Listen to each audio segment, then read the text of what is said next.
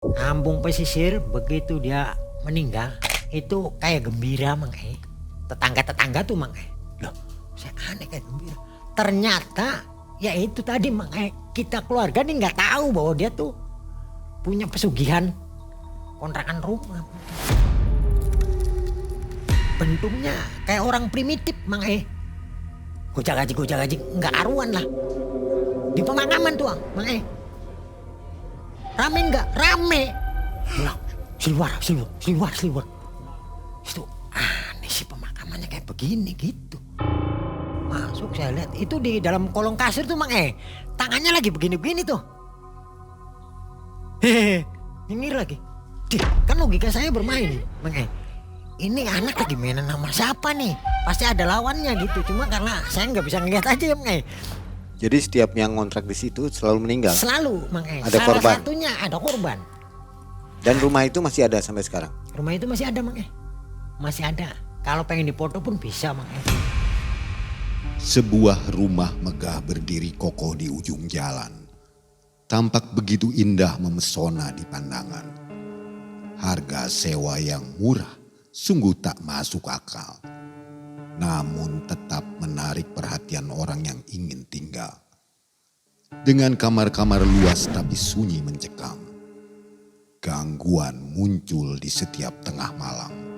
Seakan ada sosok tak terlihat penunggu rumah yang selalu mengintai keluarga Mas Dodi.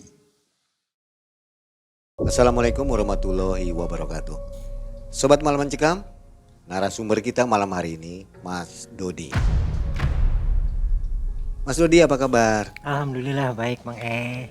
Nah sobat, hari ini Mas Dodi punya kisah yang menarik ya. Tahun 2005 Mang E. ketika Mas Dodi dan keluarganya pindah ke rumah kontrakan. Betul.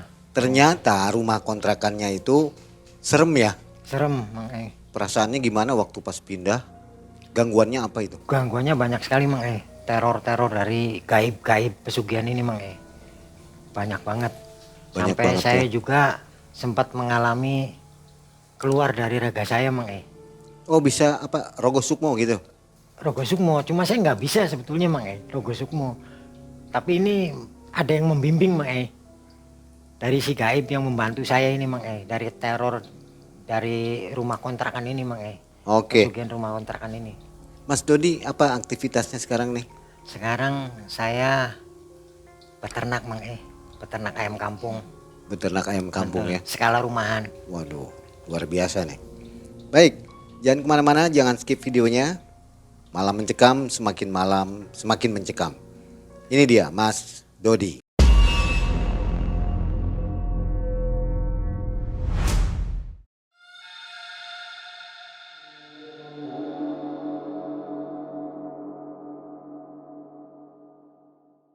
Ceritanya begini Mang E. Di awal tahun 2005 itu orang tua saya yang biasa panggil Api itu pensiun Mang E dari kerjanya. Karena kebetulan orang tua saya kerja di dinas kesehatan Mang E.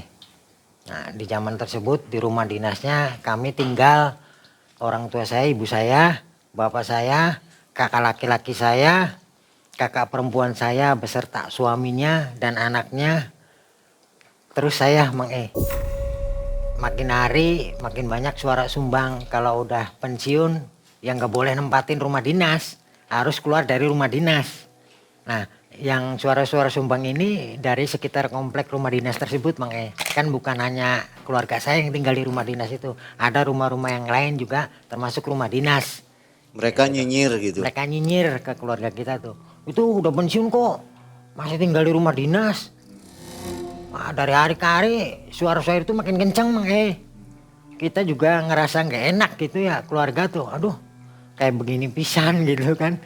Kemudian bapak saya tuh musyawarah manggil lah anak-anaknya. Sama mimi saya juga dipanggil. Sok panggilin anak-anak sini. Saya mau bicara, saya mau ngobrol bapak saya nih. Nah kami semua kumpul tuh di ruang tamu tuh Mang E. Kumpul, bapak saya ngomong. Betul ya kalau di rumah dinas tuh kalau sudah pensiun ya sudah harus pergi dari rumah dinas. Ya mau nggak mau kita harus nyari, tapi tenang aja kata bapak saya.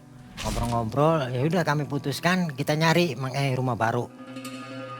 kebetulan kakak perempuan saya dapat Mang Rumah itu nggak jauh dari rumah dinas. Sekitar perjalanan 5 kilo lah Mang Masih di Cirebon juga. Masih di Cirebon. Nah dapat tuh di kampung pantai, kampung pesisir Mang kakak saya nih. Nah kakak saya laporan tuh ke bapak. Teteh dapat di mana? Itu di pesisir ya. Ya ayo atuh kita lihat katanya rumah itu. Itu mau dijual apa mau dikontrakin? Mau dikontrakin Emang berapa kontrak? Nggak tahu. Api ngobrol aja sana sama yang punya rumahnya. Nah kemudian saya tuh kesana Mang bapak tuh kesana. Kita juga kesana ngikut sih karena nggak jauh, cuma 5 kilo perjalanan gitu ya. Kita ikut lihat rumahnya. Kondisi rumahnya sih di zamannya kalau kata saya mewah Mang mewah. Cuma kok kumuh gitu karena kampung pesisir ya. Kumuh, ini rumah mewah. Nah kita lihat dalamnya. Luar ruangan depannya sih bagus Mang mewah lah. Begitu lihat dalamnya aspes biasa atapnya. Terus kamar mandinya nggak ada aspesnya, bolong gitu Mang Cuma palang-palang kayu dolog aja tuh. Kayu dolog langsung kegenting. Saya tuh kok rumah nih bagus tapi kayak begini gitu. Cuma kamar mandi ini sempit Mang ukurannya kecil. Tapi di sebelah kok ada sekatan begitu ya. Ini apa ini tuh? Nah kata si pemilik rumah, katanya itu kamar mandi lagi. Kamar mandi. Nah di rumah kontrakan baru yang nanti akan saya tempati sama keluarga nih Mang itu terpisah, ada garasi, ada kamar lagi di sebelah garasi nih. Ini nggak tahu kamar apa, cuma si pemilik ini jangan ke situ ya, itu sih biasa suami saya katanya. Itu kata si istri pemilik rumah nih Mang Nah kamar di keluarga saya sendiri yang mau ditempatin itu kamarnya ada 4 Mang Ada 4. Jadi kamar pertama, kamar kedua, kamar ketiga, kamar keempat, kamar mandi. Nah ruang tamu, teras, garasi. Nah itu. Nah kita pun sudah saja selesai deal-dealan bapak saya sama si pemilik rumah kontrakan itu. Dengan harga 3 juta di tahun 2005 itu Mang Ya sudah bapak saya mengiyakan ke pemilik rumah kontrakan tersebut. Mengiyakan. Saya waktu itu masih kerja di supermarket Mang Supermarket di Cirebon juga sih. Jadi saya ikut bantu-bantu tuh setelah kebetulan saya dapat shift pagi pulang sore 3:30. Nah itu masih ngunjal-ngunjal pindahan rumah Mang dari rumah dinas barang-barang dipindahkan ke rumah kontrakan yang baru nih. Saya masih ikut ke bagian ngangkut-ngangkut barang. Nah, habis maghrib selesai kita rapi-rapi. Kata ibu sama yang suaminya yang punya kontrakan tuh mau langsung ditempatin tak? Iya kita mau langsung tempatin. Kata bapak saya tuh ya sudah langsung tempatin. Nah tempatin.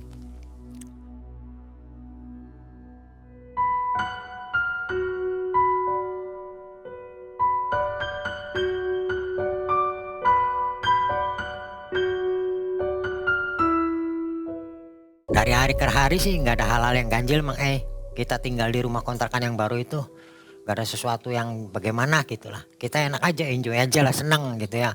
Sama tetangga-tetangga juga solid gitu. Kita akur, kita guyup, ngobrol-ngobrol apa. Tapi ya ngobrolnya di luar Mang nggak bisa ke dalam karena kita di gerbang gitu. Rumah kita nih di gerbang pagar besi Mang karena ada garasinya, kitanya yang keluar. Kitanya yang main ke tetangga-tetangga. Nah dari situ sudah solid begitu begini.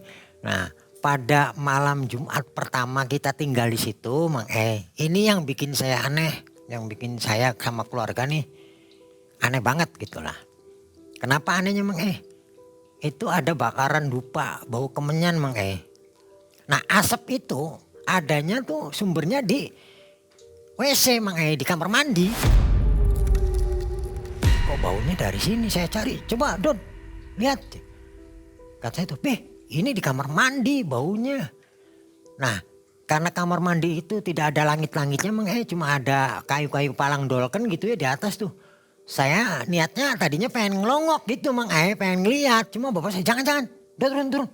Udah biarin aja. Kata bapak saya itu. Ya sudah. Saya urungkan niat saya Mang Udah aja bawa itu. Nah Jumat minggu depannya lagi kayak begitu lagi Mang Apa ini kata saya tuh. Nah pas di Jumat ketiga Mang itu tanda-tanda aneh datang lagi Mang Saya kan tinggal sama bapak, ibu, kakak perempuan saya sama anaknya. Anak laki-laki usia 2 tahun Mang Terus sama kakak laki-laki saya nih. Terus saya. Nah itu tiap malam dia rewel Mang Tiap malam Jumat tuh rewel. Oh nangis gitulah. Kata saya ini nih, namanya kan Aji Mang Ji, kenapa sih? Kok nangis terus? Lapar kah? Sama orang tuanya padahal dikasih makan, dikasih apa Mang sama kita juga itulah dirawat gitu. Ayo makan. Tapi dia nggak mau, tetap malam tuh nangis be. Nah, pada suatu waktu Mang masih di malam Jumat itu tuh, ketika kita semua keluarga lagi tidur gitu kan, dia bangun Mang ponakan saya nih, yang Aji ini bangun setelah nangis tapi dia ketawa gitu. Kok ketawa? Kebetulan saya belum tidur Mang pada saat itu. Saya masih nonton TV gitu ya. Kok dari kamarnya kakak ipar saya tuh dia kok ketawa. Saya coba, ya saya kurang sopan juga sih Mang Saya ngeliat kordeng orang tuanya sih lagi tidur Mang Tapi si anak tuh sudah ada di bawah kasur. Turun tuh dari kasur, turun. Loh kok anak turun? Masuk ke kolong Mang ke kolong kasur. Nah di kolong kasur tuh dia melakukan aktivitas apa saya kurang tahu. Saya beraniin diri Mang Saya bangunin orang tua saya tuh sama kakak saya. Mi, ayo naon sih Don? Kata orang tua itu si Aji masuk ke kolong, masuk ke kolong kasur. Lah mau ngapain dia? Coba lihat. Atas izin orang tua saya masuk tuh ke kamar kakak ipar saya, kakak perempuan saya. Masuk saya lihat itu di dalam kolong kasur tuh Mang tangannya lagi begini-begini tuh. Nyengir lagi. Dih, kata saya tuh, ini lagi mainan sama siapa? Kan logika saya bermain Mang ini anak lagi mainan sama siapa nih? Pasti ada lawannya gitu. Cuma karena saya nggak bisa ngeliat aja ya Mang Ini pasti ada lawan. Nah saya ambil tuh Mang sudah. Sudah. Saya ambil cepat bro. Kasihkan sama api. Terus orang tuanya sama bapak saya dipanggil. Dibangun. Bangun. Kamu tuh jadi orang tua tidur mulu. Tuh anak lagi mainan apa juga nggak tahu. Akhirnya bangun tuh kakak perempuan saya sama kakak ipar saya tuh. Ada apa Pi? Itu anak kamu. Emang kenapa? Nah disitulah Mang ketika lagi riang jatuh sakit keponakan saya tuh. Itu 2 minggu kemudian Mang 2 minggu kemudian jatuh sakit. Nggak mau makan. Nangis nggak keluar air mata. Nangis keras tapi dia nggak keluar air mata. Ini kenapa ya nih anak? Udah periksain aja ke dokter kata bapak saya. Karena memang bapak saya di kesehatan sih Mang Udah periksain ke dokter. Carilah dokter anak.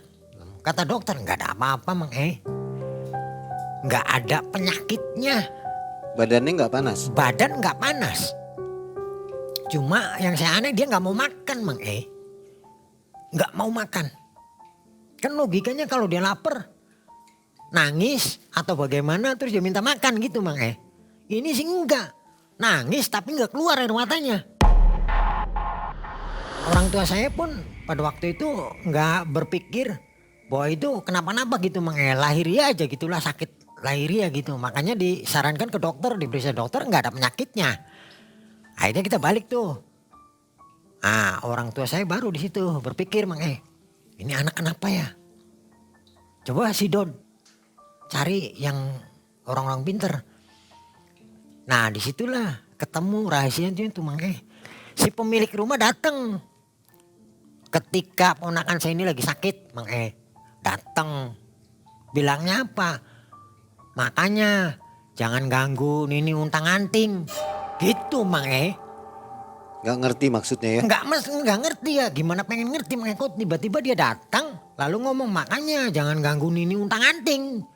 Saya sampai merinding Mang sampai saat ini pun merinding. Walaupun kejadian itu udah lama Mang merinding. Waduh kata saya tuh. Nah di situ saya coba cari tahu Mang ya cari tahu dengan kebiasaan saya lah. Saya sholat, ya Allah ini nih sebenarnya apa sih? Gitu Mang E. Ya bapak sempet kurang ajar gitulah kalau bahasa kitanya. Kurang ajar berarti kamu yang berbuat tuh, berulah tuh kamu. Istilahnya gitu Mang E. Tapi gak mau ngomong lah ke si yang pemilik kontrakan ini nih. Bapak saya tuh, berarti kamu yang kurang ajar nih. Gitu. Akhirnya bapak saya pun niat dimelekin Mang E. Melekkan lah, zikir gitu ya. Zikir, ya gak ada apa-apa. Tapi ya tetap kelakuan aneh itu timbul Mang E. Ponakan tuh, kayak gitu lagi, kayak gitu lah. Sembuh lah, sembuh. Tapi kayak gitu lagi, sakit lagi. Terus itu, apa ya ini nih? Nah sampai di titik kritisnya Mang E. Setelah 1 bulan gitu ya. Kritis tuh ponakan saya nih. Kritis, diem tanpa bergerak. Mata tidak berkedip. Tubuh yang tadinya cerah lah kayak begini Mang E, cerah. Hitam. Kulitnya hitam Mang E. Anak kenapa ya? Bawalah dirujuk lagi ke rumah sakit Mang E, ke dokter. Enggak ada apa-apanya Mang E. Cuma dokter bilangnya begini. Ini otak belakangnya terlalu besar. Anak ini pintar sekali, cerdas. Cuma begitu Mang E. Karena otak belakangnya lebih gede dari otak depan. Yang nggak tahu lah itu bahasa kedokteran Mang E ya. Udah nggak apa-apa Bu. Kasih aja makanan yang bergizi katanya begitu. Baliklah kita. Nggak jadi dirawat, diopnam di rumah sakit nih. Balik keluarga kita. Cus. Bawa pulang lagi ke rumah kontrakan. Nah alhamdulillah mendingan lagi tuh Mang E. Mendingan. Nah kritis bawa lagi. Minggunya kritis bawa lagi ke rumah sakit. Sampai nggak adanya Mang E. Meninggal. Di situ saya mulai curiga sama keluarga saya. Karena perkataan si pemilik rumah kontrakan itu Mang E, istrinya. Makanya jangan ngelawan sama Nini Untang-Anting. Nah itu yang ada di benak keluarga saya tuh.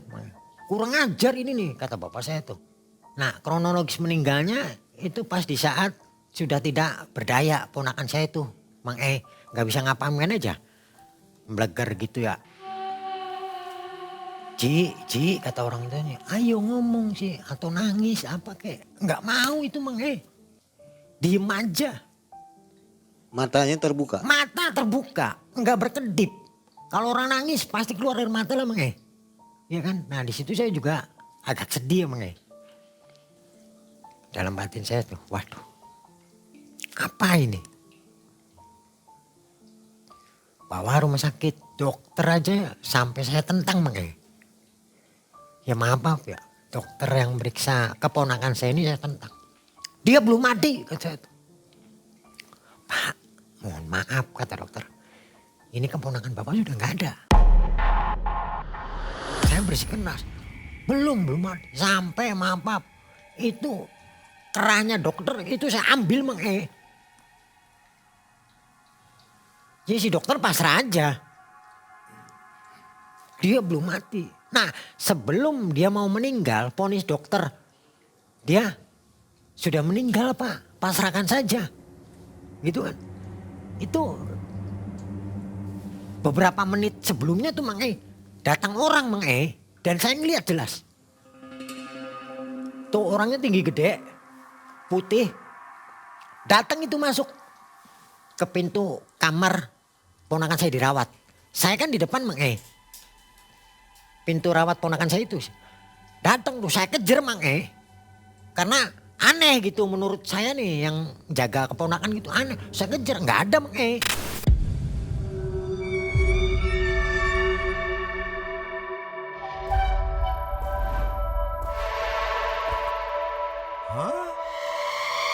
Saya nanya sama orang tuanya yang jagain ponakan sini. Teh, tadi ada orang masuk ke sini nggak? Nggak ada Dod. Loh, kok nggak ada? Saya lihat jelas-jelas teh, dia masuk ke sini. Itu bentuknya kayak di film-film kolosal gitu Mang E. Datang ininya pakai jubah-jubah selendang gitu ya. Masuk. Masuk tuh. Nah kata menurut pengakuan kakak ipar sama kakak perempuan saya ini Mang E. Si Aji nih almarhum ngelihat ke jendela gitu Mang E. Nah perginya sosok ini nih ke jendela itu, ke jendela rumah sakit itu Mang Si Haji nih sempet senyum gitu Mang Senyum terus nggak ada. Begitu kata kakak perempuan saya nih. Akhirnya singkat cerita dibawalah dari rumah sakit Mang nih sudah meninggal. Bawa ke rumah. Dihajiin, dikain kapanin, dimandiin. Terus besok dimakamin. Sudah selesai pemakaman, kami semua berembuk nih Mang Keluarga saya berembuk. Ini kok ada keanehan gitulah orang tua saya. Nah disitulah niat saya pengen menyelidiki rumah kontrakan ini apa sih gitu.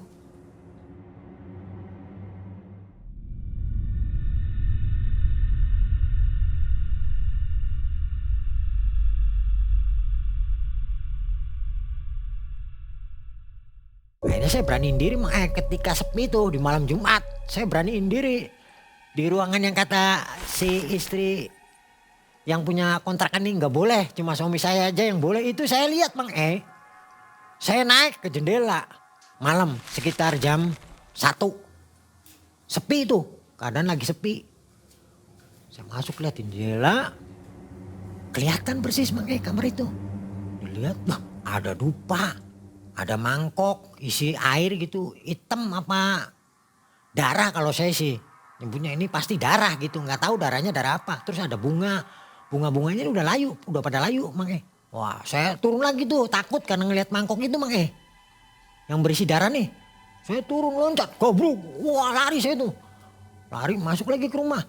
Saya laporan ke AP, wah sudah nggak salah lagi kata bapak saya, begitu Mang Berarti ini kontrakan Pasugian minta tumbal. Waduh bapak saya sampai kesel Mang Saya kecolongan gitu Mang bapak saya tuh bilangnya. Kata saya lantas gimana Pak? Sudah diem. Jangan berisik. Udah jangan ngomong-ngomong ke orang. Akhirnya kita diem Mang Nah saya makin penasaran, saya cari tahu. Nah sewaktu-waktu Mang bukan di hari Jumat nih. Malam tapi kakak ipar saya masuk kamar mandi nih Mang Masuk kamar mandi itu selang beberapa waktu nggak lama masuk keluar lagi sambil ngejerit Mang Sambil ngejerit. Wah. Kan saya kaget semua yang ada di ruang tamu nih lagi nonton di buka. Ada apa? Ada apa? Gitu. Itu ada yang jerit gitu. Jadi kakak ipar saya itu ngelihat ada kepala nongol dari kamar mandi nih Mang Kamar mandinya nggak ada tutupnya sih atasnya tuh, ngelongok sambil gitu Mang loncat kakak saya takut, wah takut, bilang sama bapak saya. Bukan manusia itu ya? Bukan manusia Mang bener Pi, itu apa kata bapak saya. Nah, ceritalah, wah bener berarti, bapak mulai lewat kita tahlilan apa gitu Mang Nah di situ makin terungkap tuh Mang makin terungkap. Lalu suatu hari Mang itu saya kan tidur nih malam nih, keluarga udah pada lelah gitu kan tidur. Setelah tidur itu paginya tuh sekitar jam 7. Saya itu seperti ada yang membangunkan Mang dari kamar tidur saya nih. Padahal saya tidurnya dengan kakak laki-laki saya, Mas Encep. Dot. Kedengeran jelas. Mang Dot bangun. Saya bangun. Tapi nggak langsung bangun badan Mang melek mata dulu nih. Macet. Siapa nih ngebangunin saya? Pindah kamu. Tidurnya jangan di sini. Sana di sofa depan. Saya bangun lah. Dari pembaringan. Dari kasur saya nih. Mang tempat tidur saya. Saya bangun. Melangkah ke ruang tamu. Di ruang tamu itu ibu saya lagi nonton TV. Kakak perempuan saya juga lagi nonton TV. Bapak saya ada di sofa. Tempat duduk kan sofanya L tuh, Mang letter L nih. Nah, bapak saya di tengah. Saya ngelewatin bapak saya tuh sambil ngantuk tuh Mang karena memang masih ngantuk. Saya kondisinya masih ngantuk tuh jalan. Saya tidur di sebelah bapak saya nih. Bapak saya duduk di sofa. Nah ini sofa panjang. Saya ngelewatin bapak saya nih. Tek. Tidur aja. Begitu saya mau berbaring Mang di sofa Datanglah si makhluk astral ini nih.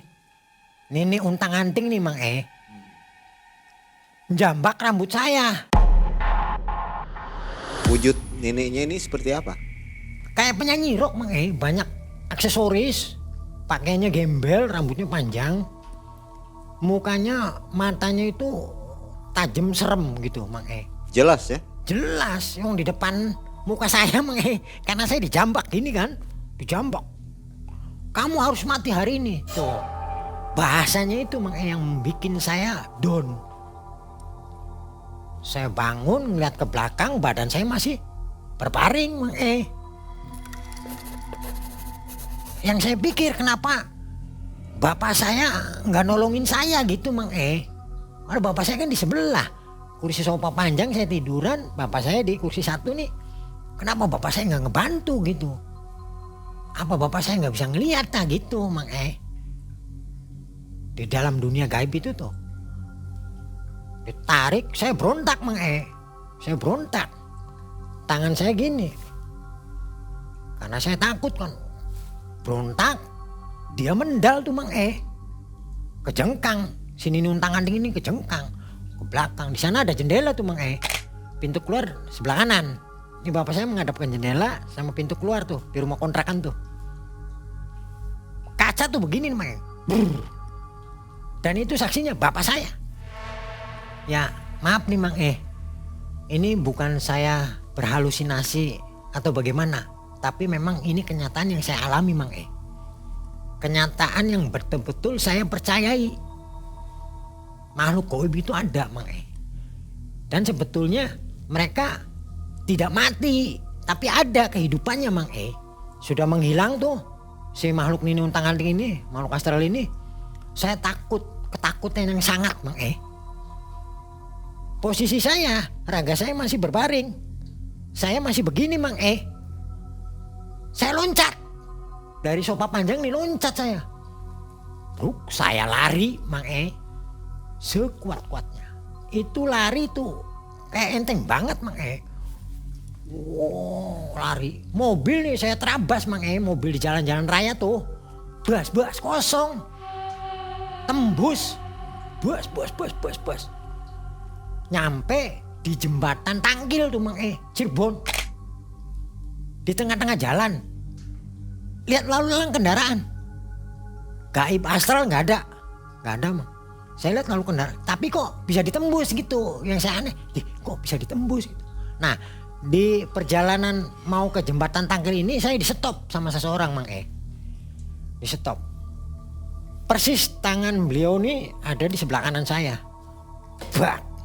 Berhentilah saya yang tadinya lari kencang tuh. Tiba-tiba berhenti. Yang saya lihat tuh bukan muka sama kepalanya dia dulu Mang Saya lihat dari kaki. Itu dia pakai jubah putih. Jubah putih kayak gamis gitu Mang Kayak gamis. Saya lihat sampai ke atas. Subhanallah. Pakai udeng-udeng Mang Udeng-udeng kayak wali gitu. Itu mukanya Mang bersih banget. Ganteng. Bersih. Sambil senyum dia tuh. Saya terpesona Mang Kala itu saya terpesona. Dia begini. Kenapa kamu lari? Kata beliau nih Mang Saya bilang terus terang. Saya mau dibunuh. Hari ini saya harus mati. Dia bilang apa Mang Kamu punya iman tidak? Itu Mang Saya orangnya penasaran Mang ketika beliau bicara kamu punya iman tidak. Saya tanya beliau ini siapa? Gitu. Dia mengaku Mang Wallahu alam bisawab. Dia mengaku saya Pangeran Jakatawa. Saya sendiri nggak tahu Pangeran Jakatawa kayak apa tuh Mang Saya Pangeran Jakatawa. Setelah dia kamu punya iman tidak? Itu Mang sontak. Saya, sukma saya itu seolah-olah balik lagi Mang ke raga saya tuh. Pulang lagi. Saat. Masih kondisi begini. Tubuh saya masih berbaring. Kan saya ngeliat ke belakang Mang. Nah TV di belakang ibu saya, kakak perempuan saya tuh. Saya ngeliat. Itu si makhluk astral itu udah kumpul malah makin banyak Mang Bukan si Ninunang Anding aja. Dia bawa temennya. Katanya, nih, ini jerangkung. Itu bilang, nih, ini buto ijo. Pikir saya, alam sadar saya nih Mang kok buto ijo bukannya tinggi gede gitu ya Mang ya? Tinggi gede. Itu pendek, kekar Mang Cuma rambutnya yang bikin ngeri sama matanya. Matanya itu keijo-ijoan, rambutnya seperti paku Mang Jocrong seperti paku.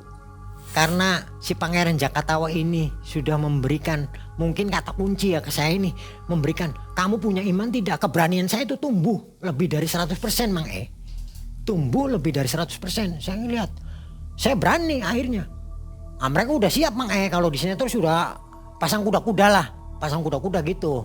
Pokoknya kamu harus mati. Kalimatnya tuh itu terus Mang ke saya tuh. Kamu harus mati hari ini, kamu harus mati hari ini gitu. Saya ngelihat ke atas, di bawah si makhluk-makhluk astral ini, 3 makhluk astral ini Mang ada seperti sinar Mang bentuknya zigzag. Zigzag kayak ubur-ubur. Sinarnya saya masih ingat betul, biru. Di sinar biru ini ada percikan kayak kembang api Mang brai gitu Mang Nah bisikan itu datang. Entah siapa yang membisikkan Mang Itu hancurkan dulu. Kan saya orangnya logika, pakai pikiran saya Mang Dihancurkannya pakai apa? Ini saya menghancurkan lubang ini pakai apa gitu. Baca kamu la ilaha illallah gitu Mang Jelas sekali di telinga saya nih. La ilaha illallah. Itu saya hancurkan Mang La ilaha illallah. Buah. Gak ada tuh lubang itu tuh. Yang kayak ubur-ubur. Gitu. Hancur. Buah. Nah ketika hancurnya lubang ini, makhluk-makhluk asal itu Mang kayak pucet, kayak takut. Bingung. Si makhluk astral ini, Ninunang Anding, jerangkung, buto ijo ini bingung. Sambil ngeliat ke atas tuh Mang Dah, kenapa ini kata saya tuh? Ininya dihancurkan kok dia kelabakan gitu Mang.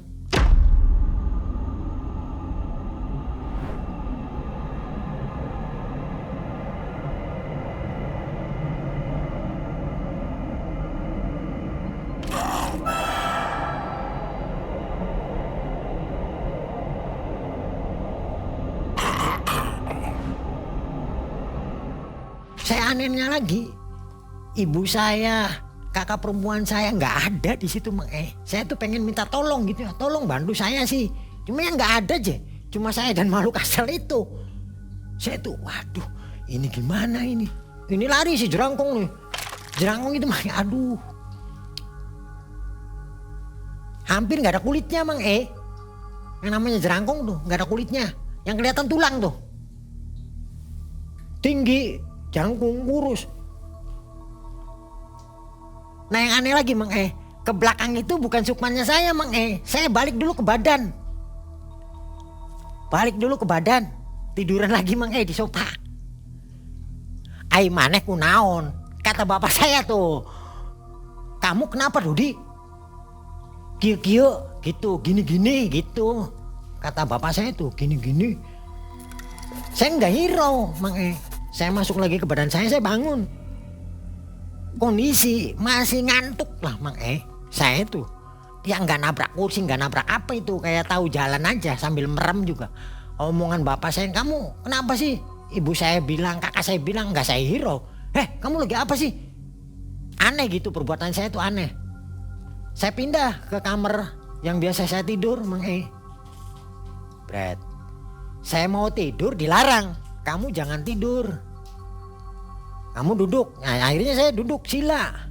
Itu berapa lama itu durasinya? Itu durasi sampai dengan selesai kejadian itu 2 jam Mang Nggak kurang nggak lebih. 2 jam. Posisi Mas Dodi seperti apa? Bersila? Saya bersila Mang Saya mau tidur. Tapi nggak boleh kata bisikan ini nih. Kamu jangan tidur. kamu bersila lah saya. Bersila.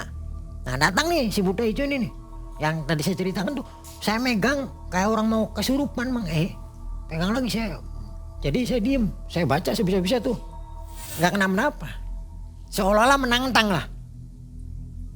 Dengan tatapan matanya yang bener-bener kayak pengen ngebunuh saya gitu tuh Mang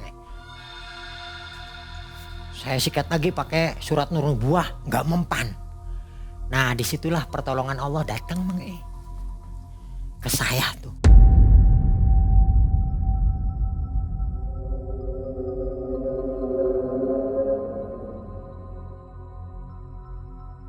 Terbang itu Mang set menghampiri saya sama buto hijau itu. Di situ saya benar-benar kaget dan memang betul-betul saya percaya Mang Kenapa saya bisa percaya? Itu datang dengan bahasa yang berwibawa Mang Dengan pakaiannya, aksesoris semua kerajaan Mang Kerajaan. Dia bilang apa? Aku ini eyangmu. Saya kan gak ngerti eyang siapa. Orang bapaknya bapak saya saja saya nggak tahu Mang Bapaknya bapak saya tuh kakek saya nggak tahu. Wajahnya seperti apa tuh nggak tahu. Itu dia bilang eyangnya saya. Saya Prabu Siliwangi. Bilangnya begitu Mang Dodi, nih pakai ini. Dia ngambil dari pinggangnya tuh sang raja tuh Mang Nih. Apa Mang Kujang Mang Kujang yang ada di gambar semen tuh Mang Cuma itu lebih bagus Mang Dia terbuat dari emas. Manik-maniknya batu mulia Mang Saya takjub dengan senjata ini nih Mang Takjub. Subhanallah kata saya tuh. Udah pakai ini silahkan. Saya ambil tuh dari Eyang Prabu. Set. Saya tusuk Mang ubun-ubunnya nih si buto hijau nih. Jelap. Buyuk. Itu kayak muntah-muntahannya orang mabok tuh Mang Astagfirullahaladzim. Sudah, kata Eyang gitu Mang Sudah. Saya kembalikan nih kujangnya. Itu milik kamu. Bilangnya begitu Mang Itu milik kamu, masukin. Masukin kemana? Kan saya orangnya pakai logika Mang Ini masukin kemana Eyang? Udah di situ di sebelah kanan kamu. Jadi saya tuh padu aja Mang Seolah-olah ada rangkanya aja. Nembus tuh Mang ke kulit tuh. Lep. Masuk nih kujang nih. Lep. Si Eyang ini senyum. Nah sudah begitu dia ngasih wejangan Mang Nah disinilah saya mendapatkan pelajaran spiritual dari Eyang Prabu ini Mang Memang pelajaran ini saya praktekkan langsung. Nah disitulah saya dikasih wejangan sama Eyang Prabu ini. Nanti jika ada saudara-saudaramu, temanmu, kerabat atau handetolan yang mengalami musibah. Musibah itu apa ya? Ya kayak sakit, kayak kena apa, serangan apa. Caranya begini. Gimana caranya Yang? Saya nggak ngerti. Gini, ngomongnya tuh tetap lembut Mang Si sang raja ini ngomongnya lembut. Cabe merah Mang Bayangin, cabe merah Mang Saya, kok pakai cabe merah Eyang? Iya. Ini simbol Eyang kepada mereka semua. Ke alam gaib. Kata beliau, cabai merahnya diapain Eyang? Bungkus sama kamu pakai lawon putih. Tapi tidak boleh minta dibungkuskan sama orang lain. Kamu yang bungkus, kamu yang jahit. Terus cantolin di atas rumah. Itu namanya pengabaran. Tanda. Kamu lihat kentrongan-kentrongan cabai merah yang dimiliki sama rakyat. Saya ingat, loh iya ya. Ada yang dijual-jual tuh Mang Kentrongan cabai tuh. Nah saya inget ke situ Mang. Iya ya. Logika akhirnya kan. Oh iya bener. Trong pengabaran gitu ya. Nah saya nurutin tuh Mang ketika saya sudah sadar. Nah setelah dia ngasih wejangan itu, dia pun ngasih. Nanti jam 9 pagi ini, 9 tepat. Kan saya jam 7 mulai itu Mang bertempur dengan makhluk-makhluk saya. Nah jam 9 tepat, yang punya kontrakan suami istri akan datang minta maaf ke kamu. Logika saya tetap bermain di saat berdialog sama Eyang. Ya maaf ya Eyang, tetap berdialog sama Eyang ini logika saya main. Benarkah ini? Pertanyaan saya itu Mang ketika jam 9 saya sudah siuman dari obrolan dengan Eyang Raja ini. Saya cerita 5 menit sebelumnya tuh jam 9 tepat ke bapak saya.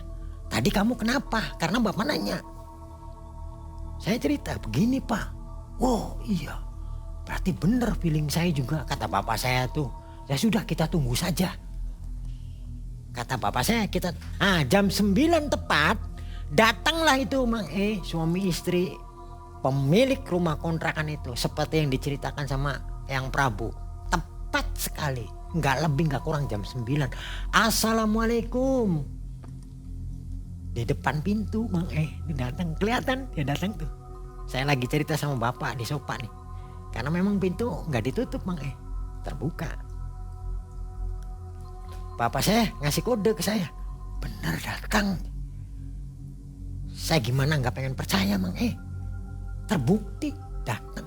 Minta maaf sujud-sujud Mang Saya minta maaf. Saya tidak tahu bahwa sampean nih keturunan raja gitu Mang Kata bapak saya. Karena kamu minta maaf ya sudah saya maafkan. Kata bapak saya. Ya saya juga. Ya udah saya maafkan, yang sudah ya sudahlah kata saya itu. Iya, dia nangis Mang Suami istri nangis. Minta maaf tuh sujud, nangis ke orang tua dan saya nih Mang nangis dia tuh. Saya menyesal Pak, maafkan saya. Udah, ngobrol, dia pulang lah. Pulang Mang Nanti coba lihat. Cuma gitu aja Mang orang tua saya coba lihat. Nggak lama Mang meninggal Mang suami yang punya kontrakan itu. Berapa hari kemudian itu? Itu tidak ada sebulan lebih Mang meninggal dari kejadian ini. Pengakuannya itu apa aja? Pengakuan dia tuh, saya tuh sudah ngambil keponakan saya itu Mang Untuk apa? Ya supaya saya bisa jadi kaya raya. Mobil ada, anak-anaknya pakai mobil semua Mang kalau datang nyambangin. Main ke kampung pesisir itu tuh terkenal lah. Terkenal dia tuh orang kaya gitu Mang terkenal. Saya tuh sudah salah. Artinya dia tuh bicara salah sasaran gitu Mang ngambil keponakan saya itu. Dan dia datang lagi istrinya berkunjung sama saudara-saudaranya malah bawa. Meminta maaf kembali. Dan ingin saya ikut memakamkan jenazah suaminya.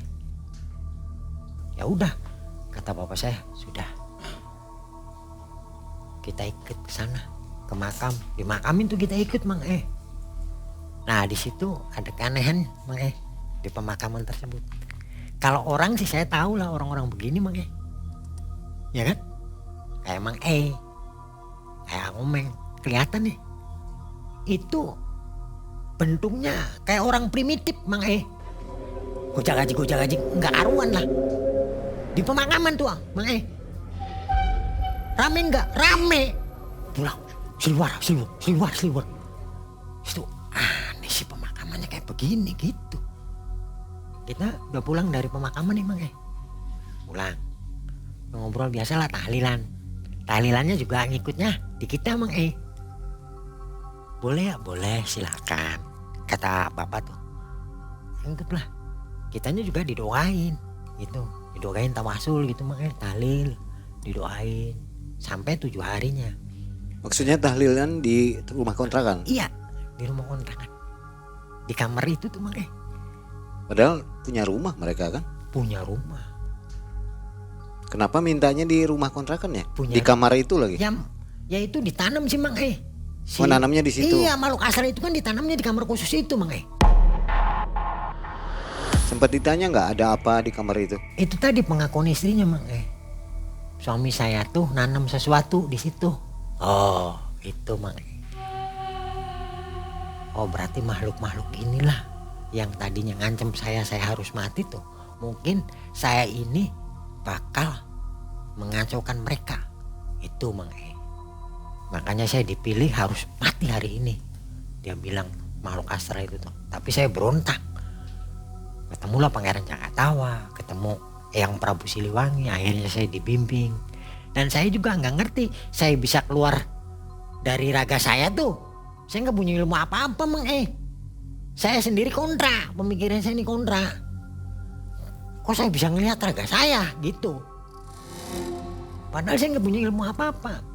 Tapi saya yakin, oh berarti mereka beliau-beliau itu masih ada. Dan masih mengajarkan secara apa? Mungkin secara batiniah, secara alam gaib. Yang masuk sampai ke jiwa kita gitu Mang Kalau saya sih menilainya begitu. Ya sudah.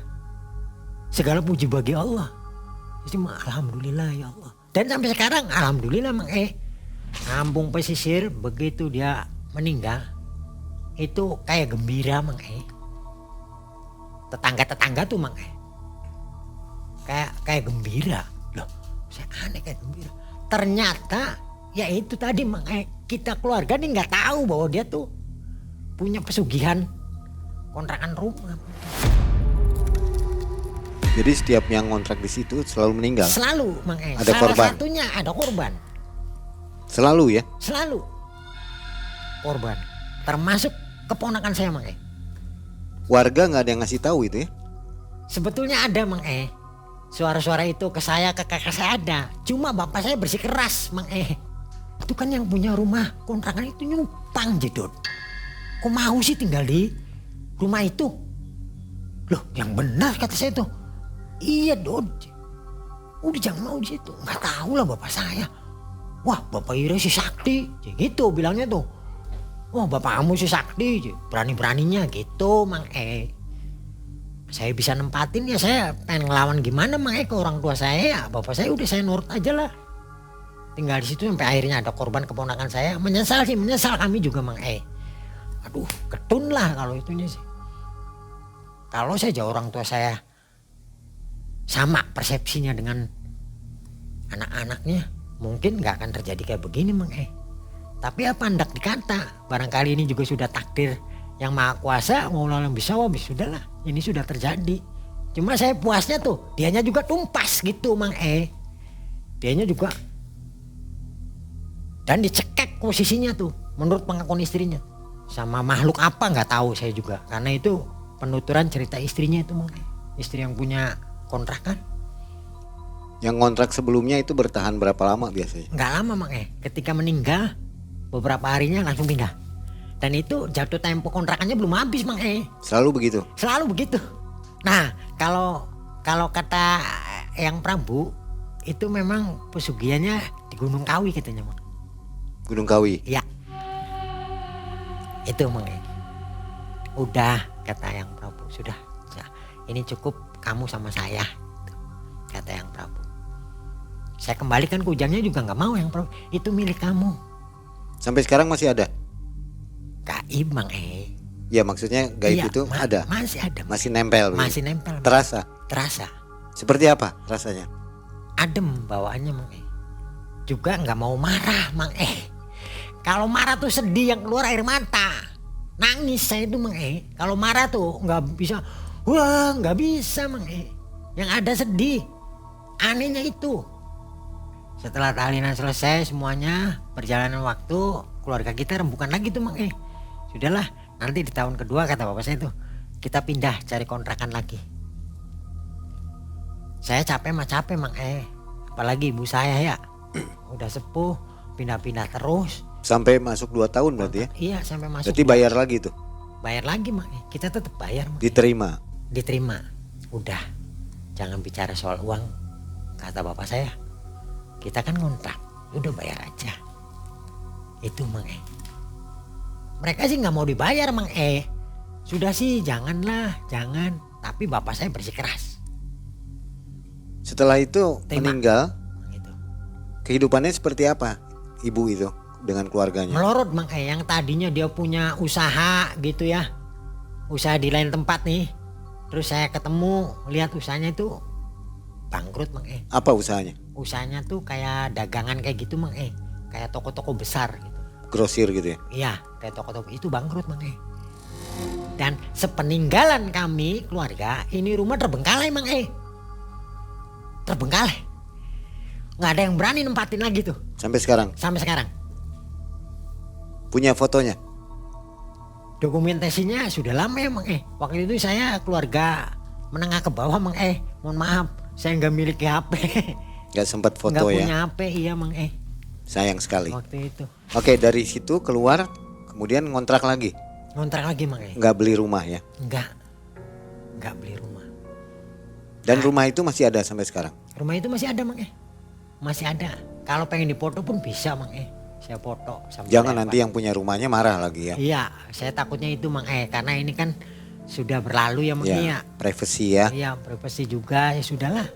Yang sudah ya sudah. Sekarang sih kita tetap bertauhid aja lah Mang itu Oke. intinya. Saya tetap pengen juga nyampein ke saudara-saudara saya, handai-tulan saya bertauhid yang kuat. Jadi Sama agak Allah. terlambat ya ini ya sebenarnya? Agak terlambat Mang sebetulnya. Karena keponakan Betul meninggal. sebetulnya bisa ditolong Mang sebetulnya sih kalau kitanya cepat tanggap sih ya maklum lah Mang Mungkin ini pembelajaran juga buat keluarga kami gitu Mang Oh iya begini baru tahu ada pesugihan. Ada tips nggak mungkin untuk para penonton Malam Mencekam nih? Mereka yang sedang mencari rumah kan? Iya betul Mang Rumah yang seperti apa yang nyaman begitu kan? Ya. Mungkin ada tipsnya? Ya kalau saya pribadi Mang cari rumah ya menghadap ke barat gak apa-apa, menghadap ke timur gak apa-apa, gak jadi masalah sebetulnya. Cuma dalam hal ini kita kalau mau memasuki suatu tempat itu Mang ada kehangatan di situ Mang Bukan berarti udaranya lembab, dingin, gak ada. Tapi ada rasa kehangatan Mang Dan aura itu bisa dirasakan Mang Masuk rumah itu. Ini rumah baik untuk ditinggali. Itu Mang Itu Oke. tips ya barangkali. Itu bisa dengan sendirinya ya? Bisa dengan sendirinya. Nggak perlu belajar Mang Sebetulnya banyak potensi-potensi terhadap manusia itu banyak Mang sebetulnya. Mungkin entah karena merekanya kurang apa ya. Peka. Peka itu aja Mang Kenapa? Karena kalau gaib itu punya medan elektromagnet Mang Nah punya medan elektromagnet. Kalau menurut saya pribadi Mang kayak kita merinding gitu Mang ya. Tapi kita bukan takut. Awas ya. Bukan takut. Merindingnya tuh bukan takut. Ada yang takut lalu merinding. Tapi ini merinding dulu. Nggak kenapa-napa merinding. Kita nggak cerita horor, nggak cerita apa, tapi merinding. Nah itu dia. Ada kontak antara makhluk astral dengan kita. Itu aja cirinya. Nah Sobat Malam Mencekam, itu akhir kisah dari Mas Dodi ya. Jadi berhati-hatilah dalam memilih rumah. Jangan murah masuk ya. Betul Mang Bagus nih masuk. Betul, Mang Ternyata jebakan juga tuh. Jebakan juga. Hampir-hampir saja ya. Berhati-hati. Hampir saja Mang Korbannya cukuplah keponakan saya satu sudah. Jangan ke yang lain Mang Iya. 2 tahun lagi 2 umurnya. tahun lagi ya. Masih aduh saya juga menyesal. Sangat sedih lah kalau saya bilang. Oke. Terima kasih Mas Dodi. Sobat, kalau suka dengan kisah dari Mas Dodi silakan komentar di bawahnya. Nanti insya Allah Mas Dodi akan membawakan kisahnya. Mas Dodi terima kasih, sehat selalu Terima ya. kasih Mang Amin, Kita amin. akan jumpa di video selanjutnya. Amin Mang Akhir kata, mengucapkan Assalamualaikum warahmatullahi wabarakatuh. Waalaikumsalam warahmatullahi wabarakatuh.